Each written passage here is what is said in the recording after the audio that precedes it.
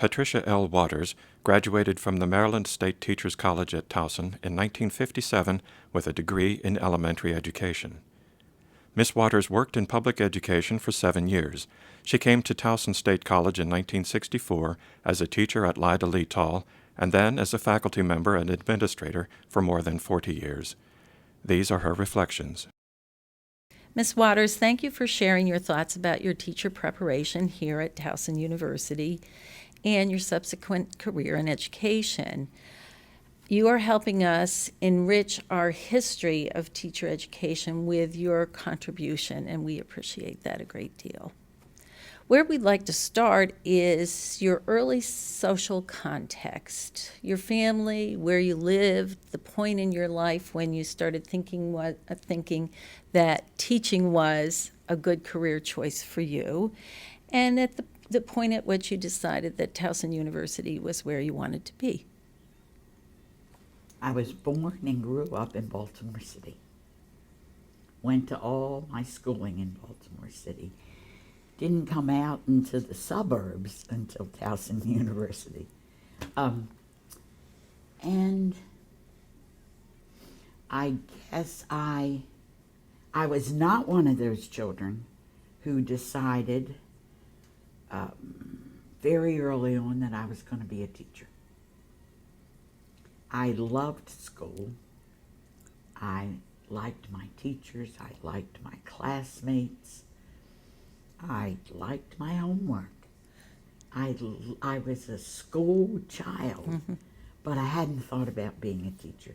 And it really wasn't until, I guess, I needed to decide, till I got to high school. And I figured out that I could be a teacher or a nurse or a secretary. Mm-hmm. I eliminated nurse and secretary immediately and settled on teaching. And I wanted to do it, but I really had no idea how wonderful it was going to be for me, but it was. And there was never any question where to go to college.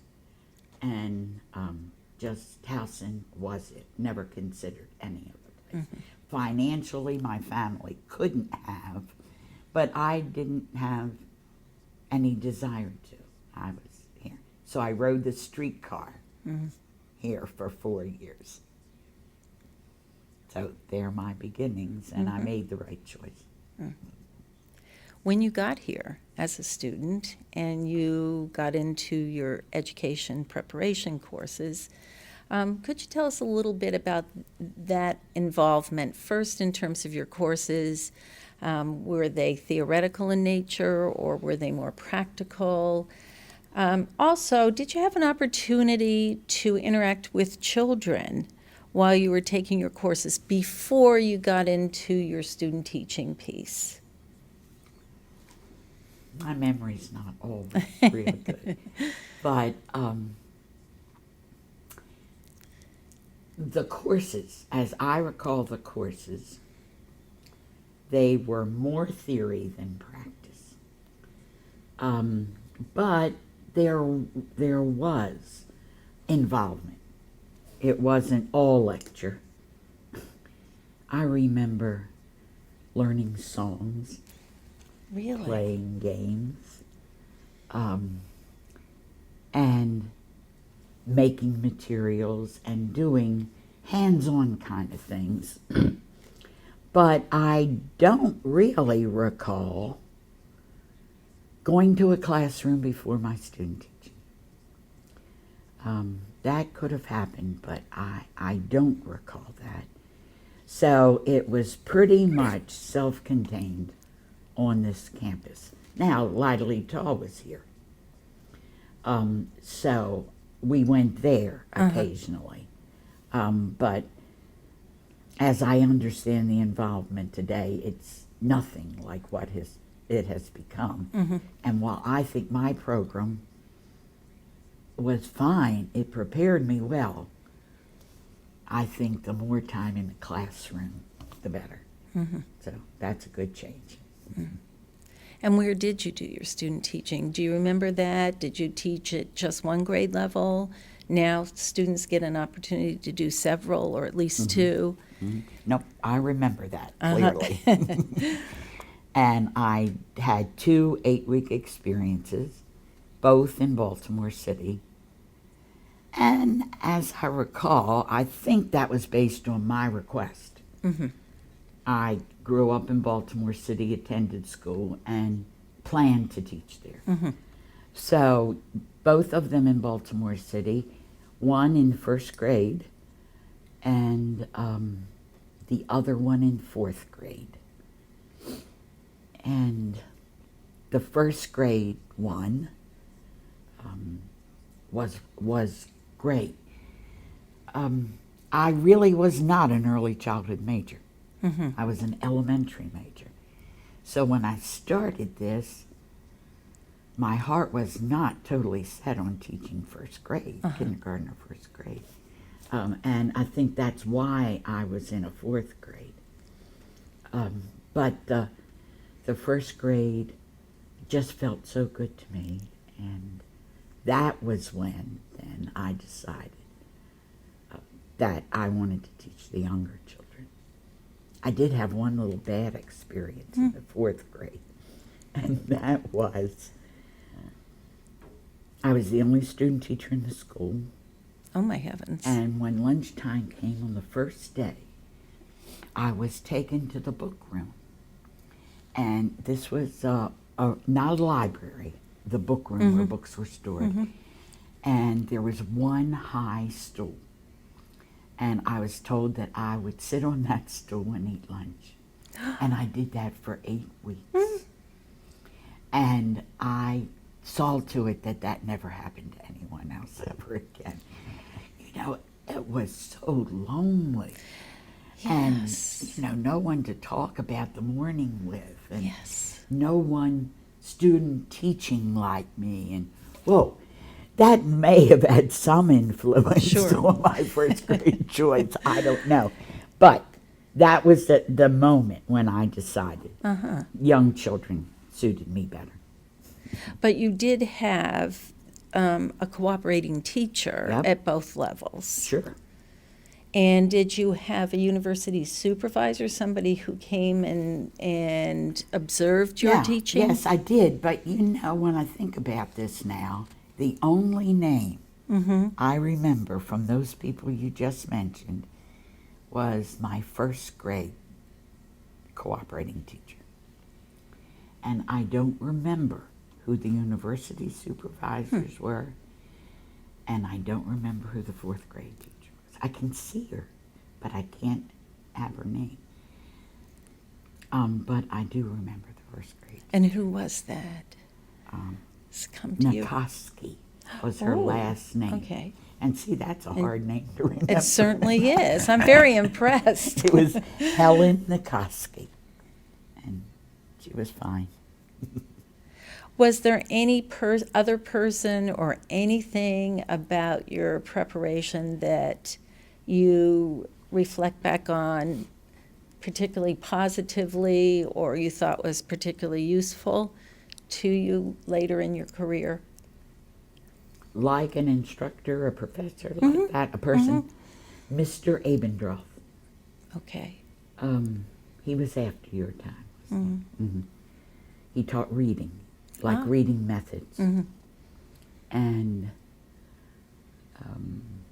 I was not an avid reader as a child.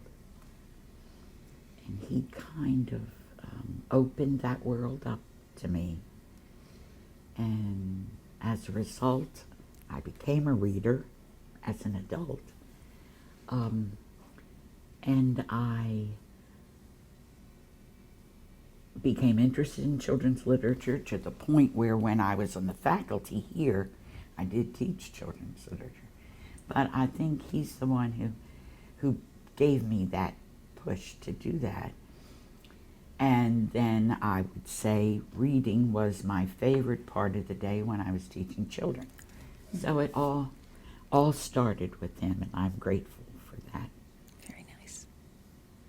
here you are, you're at the end of your student teaching, and you're looking to the beginning of your career. And at that point, are you feeling comfortable about it? If you are at all anxious, what would that be about? Or I was anxious. I thought there was an awful lot about teaching that I hadn't learned. But now that I'm older and wiser, I know there's a lot about teaching that you can't teach until you begin to teach on your own. Like I was very uneasy about any kind of dealings with parents. And I hadn't had any contact with that at all. And that stayed with me for a while. And I didn't think I could teach children how to read. And that seemed so monumental to a child's life. You know, if I couldn't do something else, okay. But I had to teach them how to read because I wanted to teach first grade. And no, I was not confident about it. I felt good about what I had learned,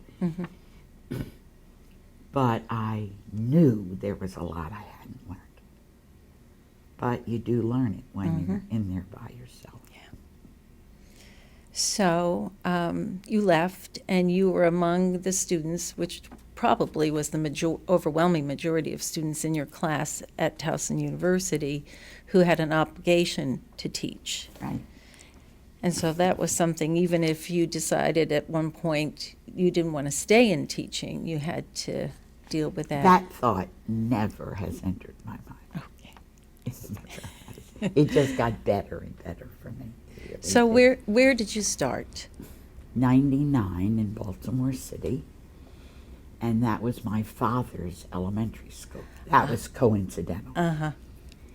And when I got there, I found that there were some teachers who had taught him, Oh, which was interesting. And I remember those beginning days clearly because I finished my schooling here in February. Schools were very overcrowded, and I got a job right away. And so I started in February. And School 99 had gotten an okay to open another first grade. So they made up this class for me, and they made up a classroom for me. And I see it. If I closed my eyes right now, I could see it. It was a little room right next to the principal's office, who was Jack Epstein, our longtime friend here at Towson, and was wonderful. But anyway, there I was in this room, and it had no furniture, and they brought odds and ends of furniture that they found in the basement. And there was no cafeteria in the school, but there was, larger than this table, a refrigerator that held all the little boxes of milk. And starting at about 10:30 every day, the milk person from each classroom came in, counted out the milk boxes, and left. And that went on from 10:30 till 1 o'clock in our classroom. They couldn't even find a flag for me in the school. So I drew a flag on the chalkboard. And so in among all of this confusion, I was trying to teach my first class of children how to read. And I did say at the end of that year, I think they learned to read in spite of me. I didn't think I did a very good job, but I got better at it, and they seemed to survive that.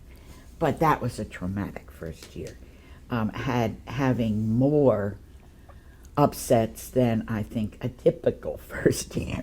right. But it didn't change my mind. So after the first year, did you get a real classroom? Yep. Where they didn't come in to take the milk out? Yep. For 4 hours I or 3 or did. 4 hours? I did, and I got better at everything, and I calmed down. Uh-huh. And in fact, that was an old school, and I had a very big classroom. So I went from nothing to extravagance. And you started in first grade, and did you continue to teach first grade? Yeah, pretty much in the city. I left 99 after that half a year and a year. Uh-huh. And then I went to Montebello. And And why did you make that move? Was I was invited to go I to see. Montebello. Uh-huh. That was sort of like a training ground for teachers who might become administrators or supervisors. Mm-hmm. I didn't know that when I accepted it, but I did, and it was a good move for me. I liked being there. And did you also teach first grade there? Yes, except 1 year I did, I took a first grade to second grade. Oh. But then I came right back to first grade. And So I you was did there what we for call 5 years. Looping. Yeah, that's what I did, probably before it had a name. Exactly. And what do you think of that concept of staying with children for 2 years? I think it's good, mostly. Mm-hmm. I don't think all teachers and all children match. Uh-huh. And I don't recall that happening, but I would hope that that could be handled administratively. But I think it's good. You don't take that whole first month getting to know everyone. You can just jump right in. Mm-hmm. And yeah, I know it still happens today. And I think it's a good policy. And so I had that 1 year of second grade. But Montebello was good for me because that's where I enjoyed teaching there. It was a good faculty. But that's where I reconnected with Towson, getting student teachers of my own. Mm-hmm. Mm-hmm. So that happened fairly early It in your did. career, It did. Mm-hmm. which would suggest that they were very pleased and saw you as a teaching model for students coming through the program. No, I hope so. Oh, yes. And I enjoyed that, but I made one major mistake that I still remember with my first student teacher. We graded student teachers then, A, B, C, so forth. And I gave her a B. And I gave her a B. I didn't realize it then, but I gave her a B because she couldn't do or didn't do all the things that I did. I didn't think she was that good. Mm-hmm. Well, years later, after many other student teachers, I realized how good that first student teacher was. And it was way too late to repair that. But I did meet up with her one time. Did you? And I told her that story. And she just kind of smiled and gave me a hug. And she said, well, I was disappointed. But I gave her what I thought. But I learned at her expense a good lesson from that. But I enjoyed having the student teachers.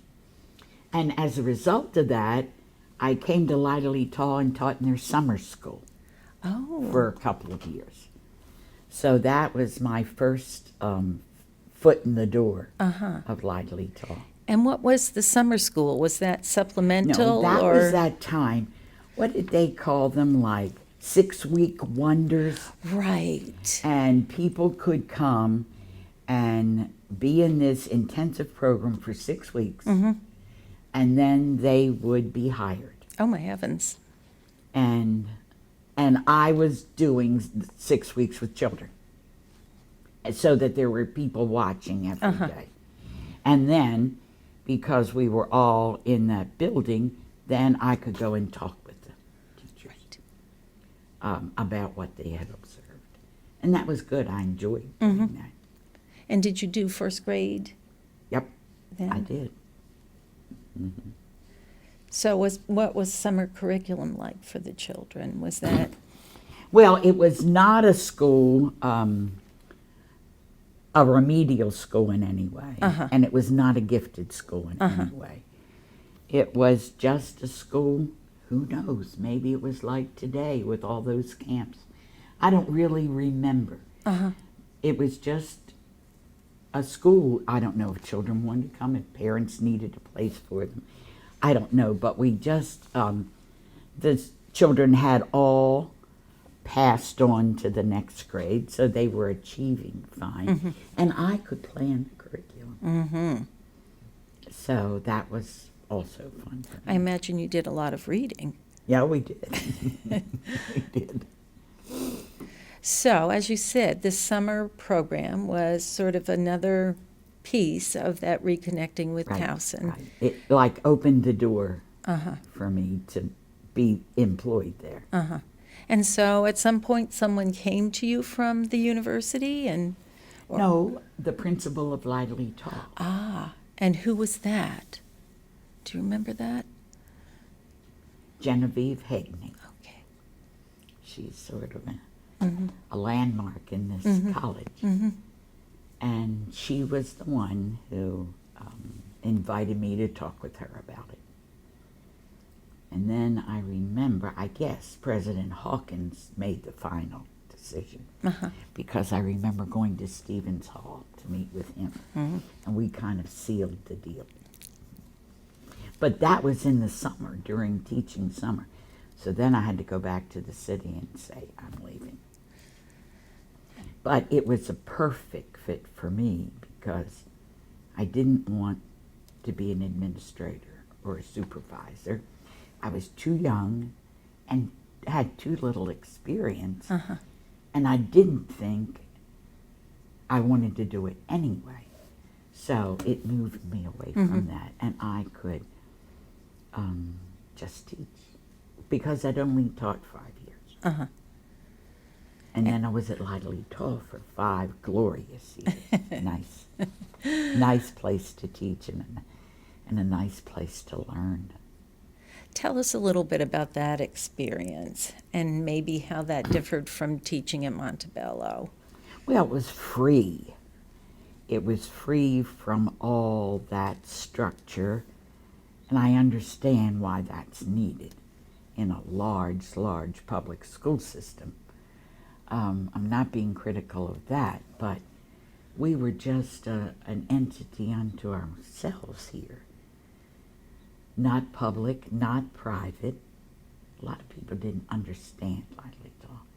But it was not private, but it was part of the university. Like I was on the university faculty. I was paid that and all. And I guess it really was sort of an alternative school.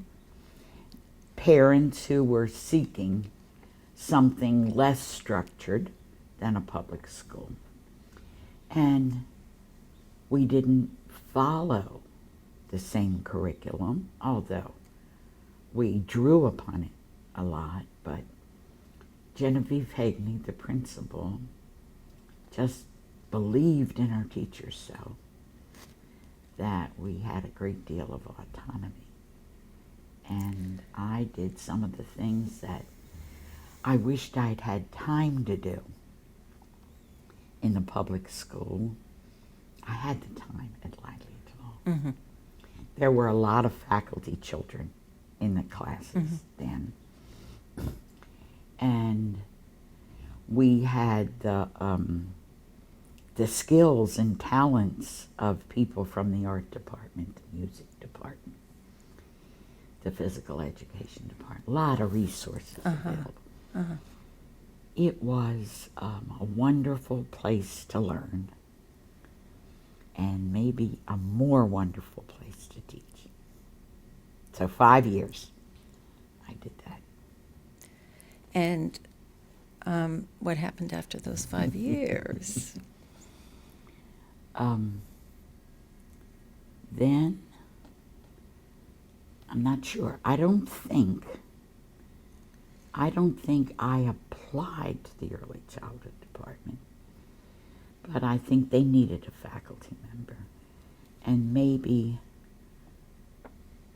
I didn't have student teachers while I was at Lida Lee Tall, so I didn't have continuous contact with the early childhood department. Groups would come and observe, but I wasn't that close. But Del Care was the chair, and I remember he and I talked, and I said, yes, I think I'm ready to do something like that. So you see how that fit in my plan. It did. It was still not administration. And I could continue teaching, except at a whole different age level. And I felt like I was ready to do that.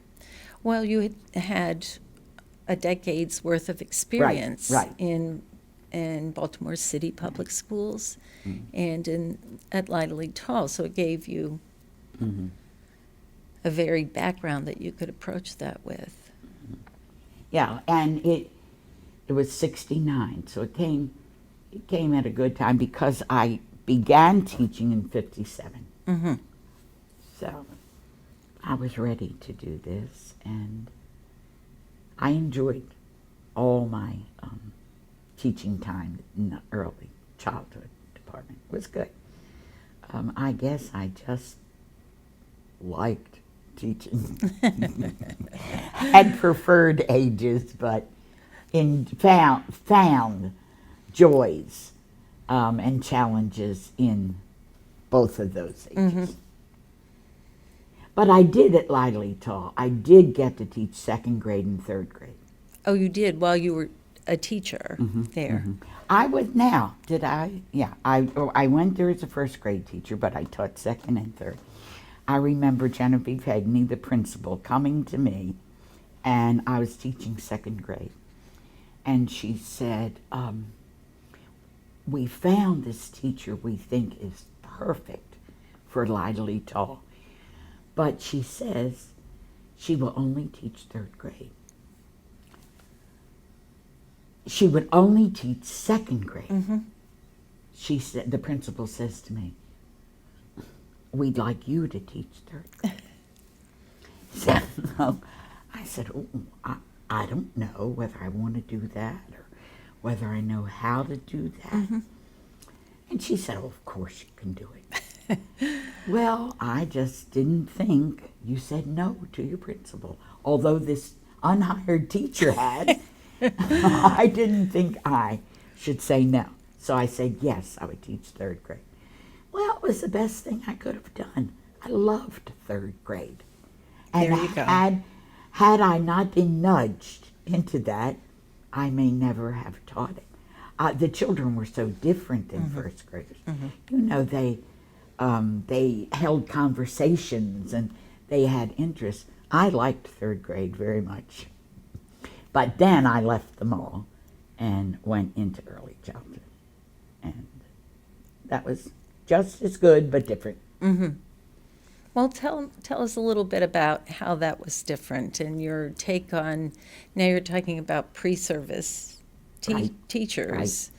And your experience really is basically your own and how you felt at that point in your life.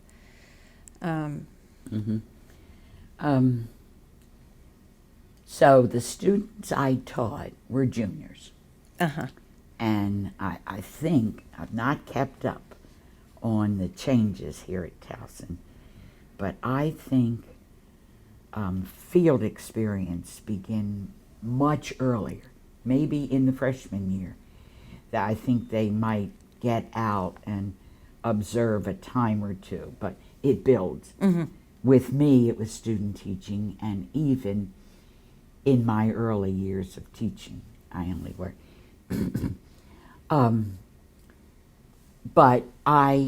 So the students I worked with were juniors.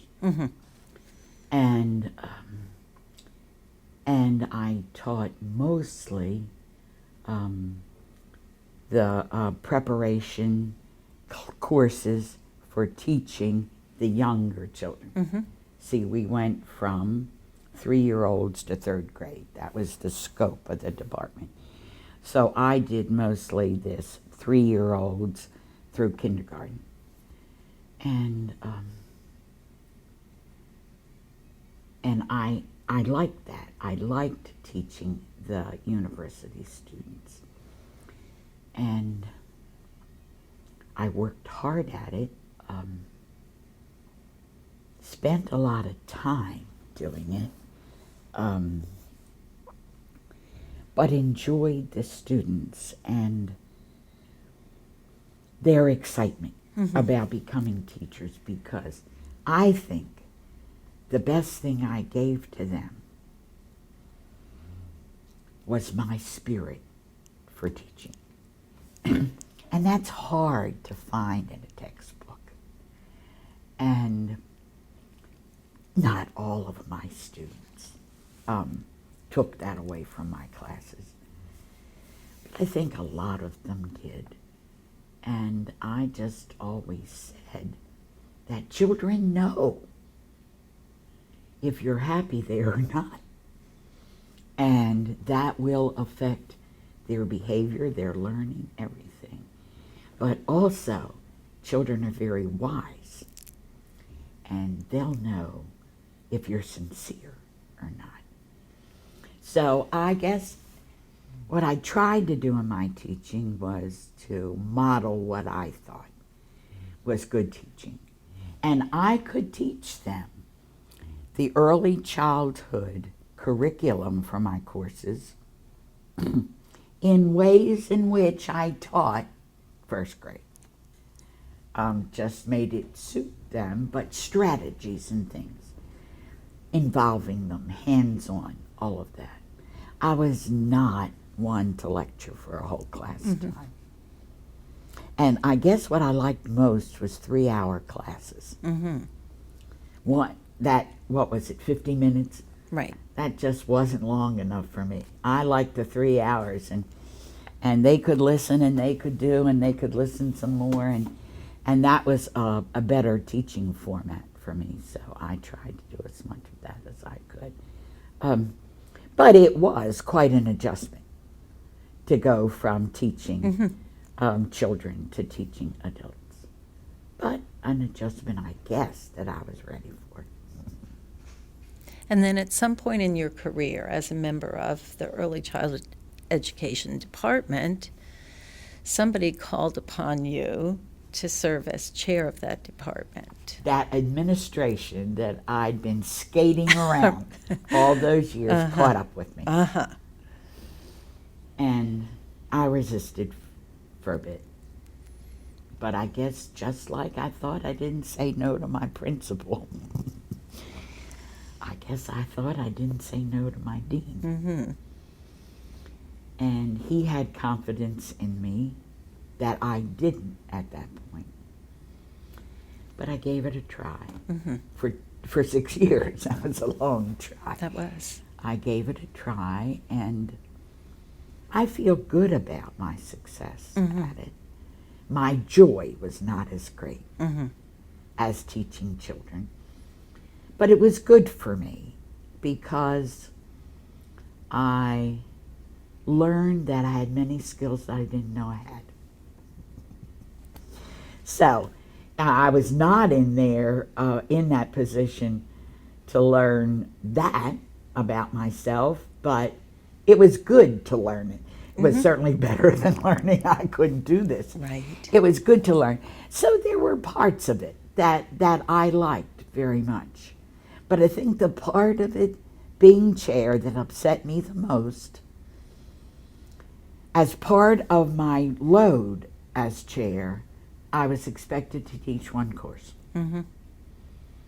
I was the poorest teacher I had ever been or ever was after while I was chair. And it just was, I didn't put my heart into it. And I taught courses that I had taught, so I kind of retaught. And I didn't search out all these new things and so forth. And that's no excuse, but I was disappointed in the kind of teacher that I was when I was chair. I couldn't seem to do both at the level I wanted to. Right. But it seemed most important to do the chair's job. And I just sort of slid along in the teaching.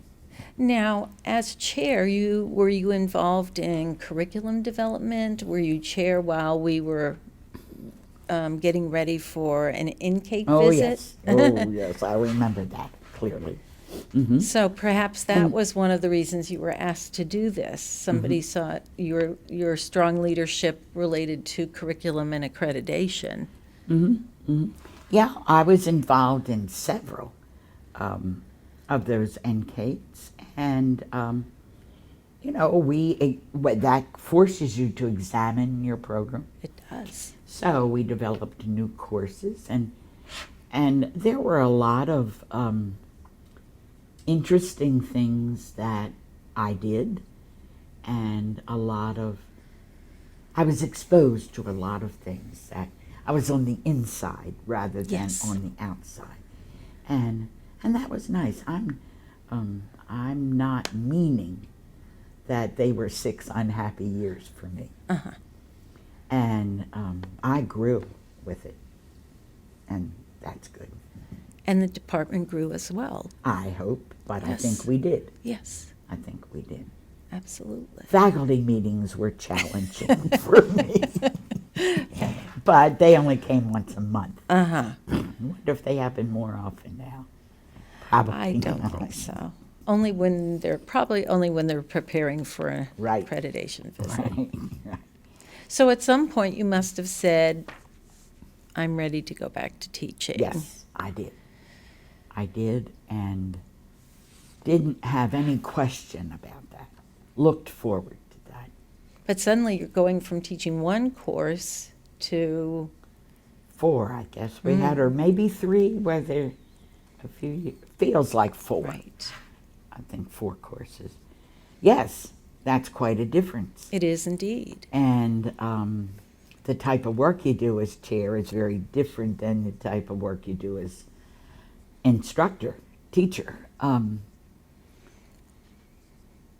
But So what it was good to be back.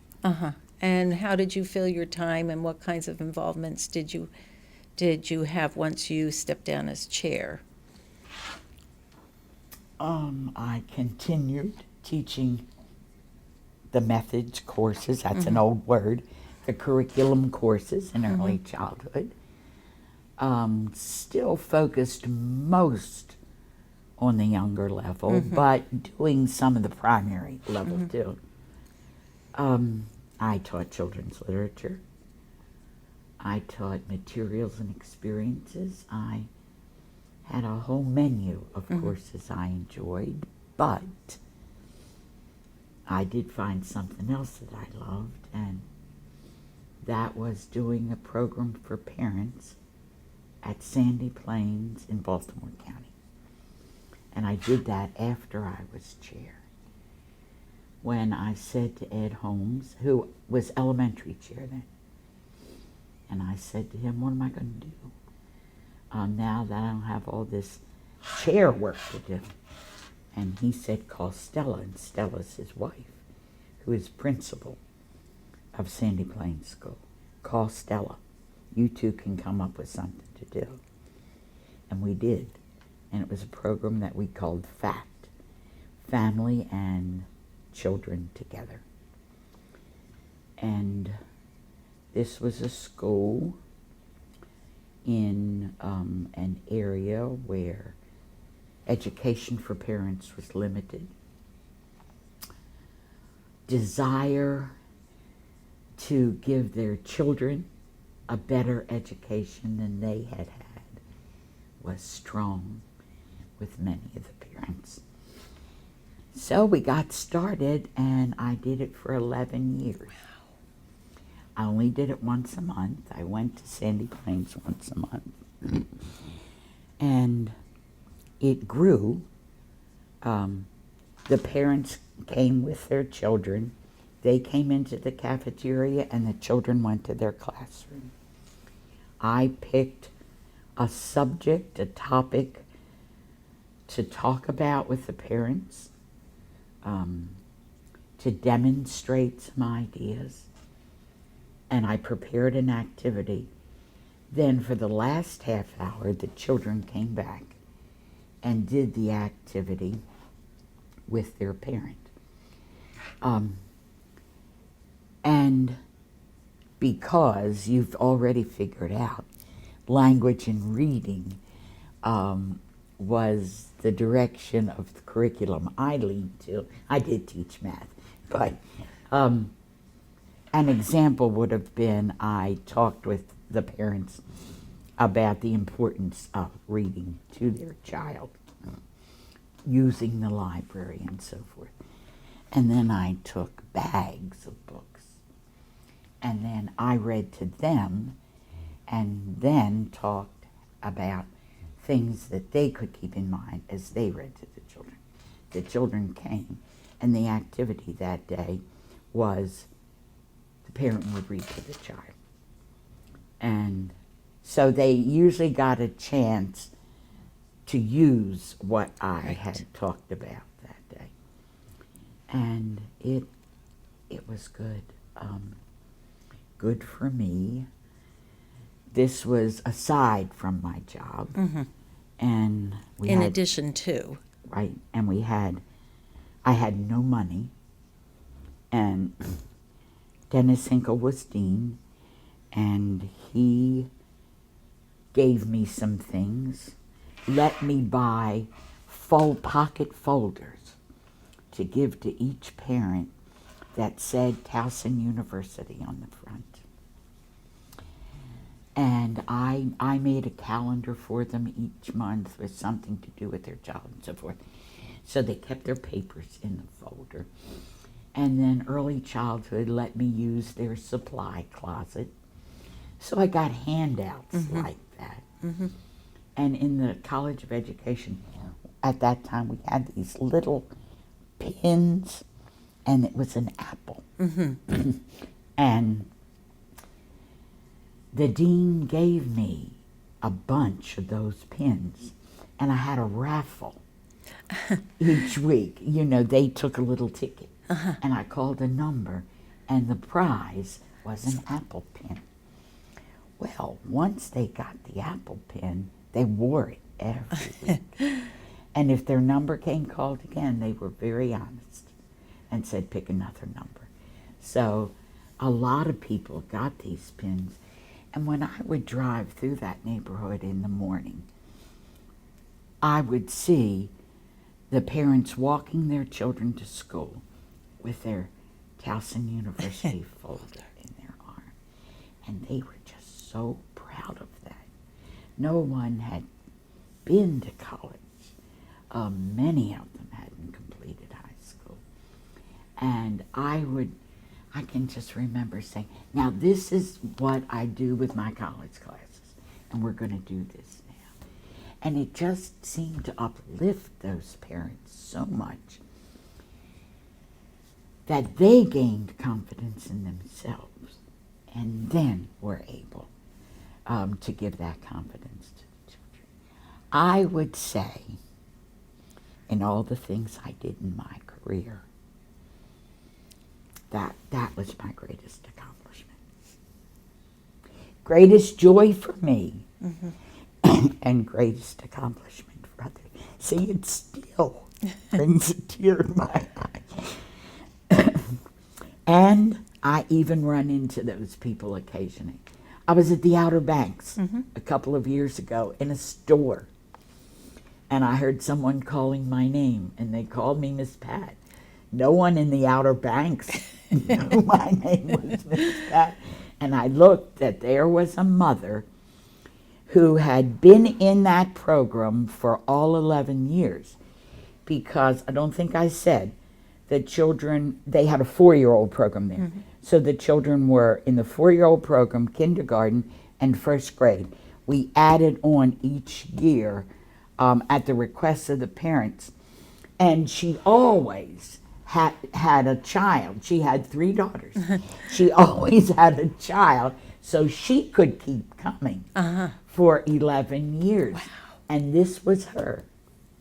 It was so funny because she said, here I am over here. And so we got together, and she was so excited. These daughters were in high school. She was so excited to tell them who I was, and they were not impressed at all. They didn't remember the FACT program. But she and I had hugged and reminisced and had a grand time. So I guess I felt like I really made a difference there. It was good for me. I didn't mean to tell you all that long story, but it's a special part in my career. Well, I don't even know what we were talking about. I told you so much about it. the kinds of things that you were doing after you stepped down from being chair. So Right. it fit in just perfectly. Right. And it sounds to me like you were using your 3-hour blocks kind of model that you used with your college Right. students, with your parents and the children. So, but what a clever transition to make, to be able to go from teaching college students to parents and children Well, in a same sort of way. And if you think back to what I said earlier, I did not feel prepared to work with parents.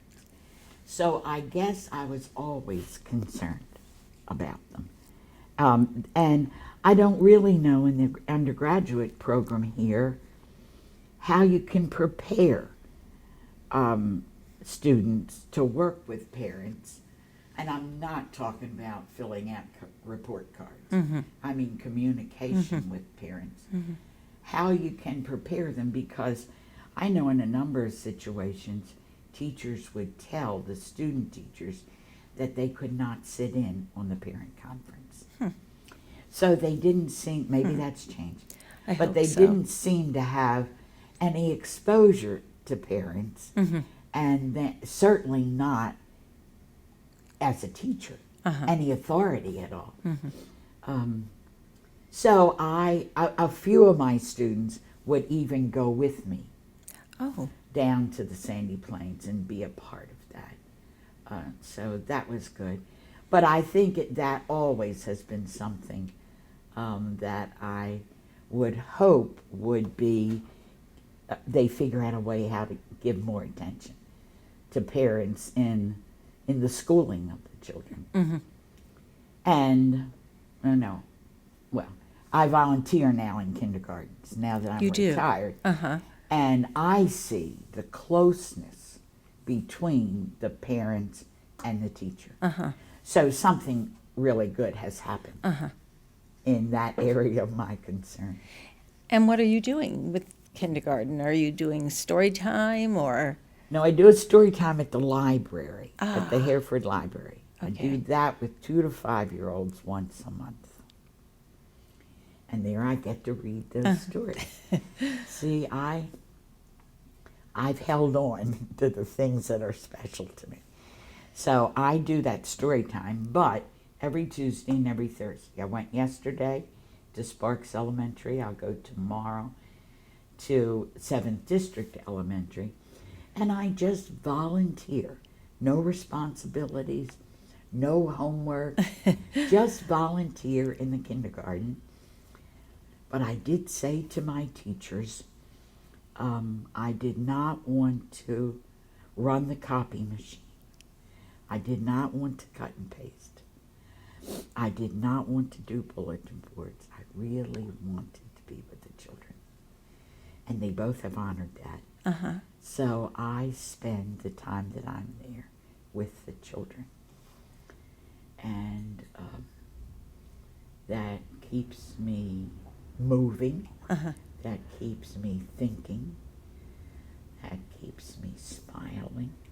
Yesterday, the teachers are funny. They don't want me to come in the first few weeks. They want to get the kindergarten rolling smoothly. So this is my first week. So I went yesterday to Sparks. And when the day was ending, the teacher said to the children, thank Miss Pat for coming. So they all shouted out, thanks Miss Pat and so forth. Then she said, now she won't be back until next Tuesday. Well, they're not sure when next Tuesday is, but they are learning about the calendar. She won't be back until next Tuesday. And I thanked them and so forth. And I looked at this one little boy, and he was winking his eye at me. Now, where could I go to get a goodbye like that, a wink of the eye? So that's. But what I started all this was to see the connection I see between the teacher and the parents. And the email is wonderful. Sometimes the teacher tells me that the parents try not to come for a parent conference and do it in email, and she insists some face-to-face. But they can send off both ways, just quick little messages, and she knows so much about the families, and there's been a major change in that from when I was a student here and then when I was teaching children, and that's a change for the best. So that's what I do now that I'm not working, but well, you're not getting paid, but you are still sort of involved, and you're still teaching. Yes, and learning. And learning. One question that I did want to ask you, and I think it's sort of one that you've answered as we've talked, is what do you see as the essential ingredients, what needs to be there in a teacher preparation program? And you certainly have mentioned earlier involvement in schools, more time in schools, and of course getting to understand the teacher-parent family relationship of two things that you've mentioned as being very important. Is there anything else that you say you think are just absolutely essential ingredients for what you need teacher to candidates? Know as a beginning teacher that I didn't know? Well, I just think that early involvement is crucial because I met a couple of students who either were not were not greatly successful enough to complete it, but not all that successful in student teaching, or found out they didn't like it. And they were seniors. And they didn't want to get on another path. They were going to complete this. And I think that's a loss. And maybe if they start earlier, they could avoid that. They could make that discovery sooner. I think how disappointing it must be to be a graduating senior and not like children, not like teaching. So I think that's essential. And tell me that happens, doesn't it? It does. And, well, as I said before, I think there's a lot about teaching that you can't learn. And that's going to stay the same. But I see teachers now feeling a bit overwhelmed, experienced teachers, about changing curriculum, about new testing, record keeping, and I think they sometimes feel overwhelmed that they don't get time to teach. And we can't do anything about that. But I think we have to help teachers learn how to cope. I mean, teaching is a difficult job. Certainly one that's underestimated in the difficulty. And isn't it true when you watch an excellent teacher or an excellent anything, it looks a lot easier than it is. And they see these teachers. I remember walking out of a school where we had observed, and someone in my class caught up, we were going to our class, caught up to me and said they knew that the teacher we had observed had been in my class. She said to me, "Tell me what she was like when she was in your class." Oh. And I said she was like you. She was anxious. She worked hard. She wanted to be a teacher. Don't worry. But, you know, it is overwhelming, the job. And I don't know, maybe we need to give them a few more coping skills. There's one thing that I see happen that I think is very good, and that is teachers work together more. Uh-huh. I remember when I was at Montebello, we pleaded with the principal to get parents to come in and cover our classroom so we could observe the other first grade teachers teach. You never saw your neighbor teach. And I see more of that happening, and planning together. You know, I think teaching it was for me, a lonely kind of a job. Because I just did it all myself. And it seemed so much time and energy. So, if student-teacher education students work together here, then maybe it would be easier for them to work on a teaching team. But my two kindergarten teachers really depend on that team. One will do this and one will do that. And it cuts down on the workload. So, I don't know if I answered your question. You did. There's always more to learn. Always. Pat, is there anything that we haven't talked about that's important to you that we've missed? Well, I think, and I might have said this in the very beginning, I think children deserve the best teacher they can have. And I think we, the teachers, must love what we're doing for that to turn out. And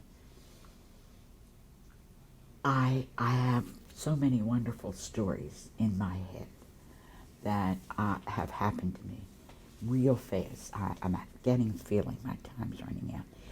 Real fast, I want to tell you these two stories. Okay. You have time.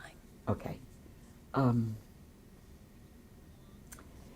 When I was teaching second grade, a little girl in my class gave me a note on the last day of school. And the note said, "You are the best second grade teacher I ever had." Now you know she never had another one. I have that note at home. Do you? And I've always remembered it. And I know what she meant. Because, you know, I will say it. I'm sure I've said it. We all do. But that note, I guess, reminded me, or continues to remind me, that I do need to be that best teacher. Another one is, I was teaching kindergarten. I only, my whole career, ever taught kindergarten once. And one year at Lida Lee Tall, I taught kindergarten in the morning and college students in the afternoon. And it was good because I had the college students, when they didn't have classes, come into my kindergarten class. So I blended those two together.